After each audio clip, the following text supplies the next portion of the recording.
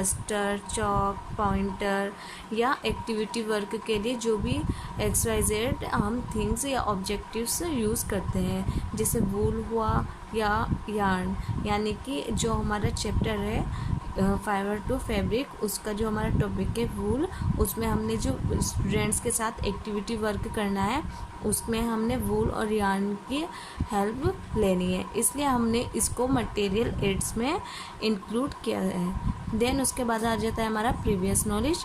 उसके previous knowledge के बाद हमारा इंट्रोडक्टरी क्वेश्चंस आ जाते हैं, और इंट्रोडक्टरी क्वेश्चंस हमारे इस सीक्वेंस में होने चाहिए कि वो उनका कनेक्शन एक दूसरे के साथ हो, यानी कि एक क्वेश्चन का कोरिलेशन दूसरे क्वेश्चन के साथ होना चाहिए, ताकि स्टूडेंट्स जो हैं हमारा टॉपिक पर पहुंचने में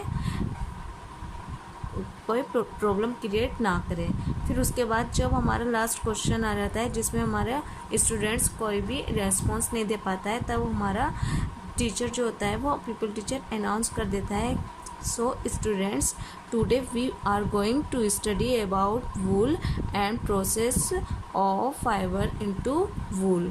फिर उसके बाद हमारे वही सीक्वेंस आ जाता है, कॉलम्स आ जाते हैं। पहला हमारा कॉलम आ जाता है टीचिंग पॉइंट, देन उसके बाद specification of behavioural terms, then उसके बाद आ जाता है people teacher activities, then student responses and method, teaching techniques, aids used and black board work, and last में इवेल्युएशन आ जाता है। तो जो हमारा पॉइंट होता है, यानी कि जिस पर हमने टीचिंग करनी होती है, वो उसको हम टीचिंग पॉइंट में लिख लेते हैं। फिर उसके बाद डेवलपमेंट क्वेश्चंस के थ्रू हम स्टूडेंट से उनका डेवलपमेंट करते हैं, यानी कि स्टूडेंट के अंदर कितना डेवलपमेंट है इसको पहले हम पीपल टीचर द्वारा इसको परखा जाता है। देन उसके बाद जिस क्वेश्चन का आंसर स्टूडेंट द्वारा नहीं दिया जाता है, तब जाकर पीपल टीचर उसका स्टेटमेंट देता है। जब स्टेटमेंट देता है तो जो टीचर होता है वो कोई भी मेथड के द्वारा उसको टॉपिक को समझा सकता है, यानी कि लेक्चर मेथड भी हो सकता है, डिमॉन्स्ट्रेशन भी हो सकता है, आपका एग्जाम्पल मेथड्स भी हो सकता है। देन उसमें जो हमारे इम्पोर्टेंट पॉइंट्स होते हैं उसको हम जो है ब्लैक बोर्ड पर लिख लेते हैं। यहाँ पर हमने ब्लैक बोर्ड वर्क जो है उसको ब्लैक चार्ट पर शो कर रखा है, जो हमारा कुछ इस तरीके से दिखा रखा है। यहाँ पर वूल से रिलेटेड इम्पोर्टेंट लाइंस जो है यहाँ पर शो कर रखी है हमने, ठीक। फिर इस तरीके से हमारा जो टॉपिक होता है उसके इम्पोर्टेंट पॉइंट्स इस तरीके से हमारे बोर्ड पर नोट कर दिए जाते हैं। देन उसके बाद आ जाता है इसी से ही रिलेटेड हमारा पॉइंट हो जाता है next, process of fibre into wool, यानी कि आपकी फाइबर से हम वूल किस तरीके से प्राप्त करते हैं। तो उससे रिलेटेड, यानी कि इसको जानने से बताने से पहले या इसको लिखने से पहले हम स्टूडेंट इसके बारे में कितना जानता है उसकी नॉलेज करते हैं। फिर जब वो स्टूडेंट हमारा रिस्पॉन्स नहीं दे पाता है तो उसके बाद हमारा पीपल टीचर फिर से स्टेटमेंट देता है और इस प्रोसेस को दोबारा से फिर अपने वे में, यानी कि सिंपल वे में उसको समझाने की कोशिश करता है।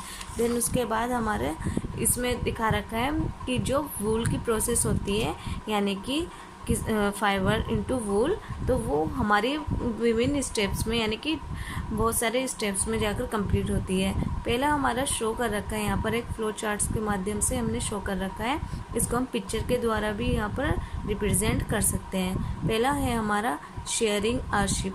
नेक्स्ट शेयरिंग करने के बाद उसको स्कोरिंग करते हैं किसी टैंक में या बड़े बर्तन में।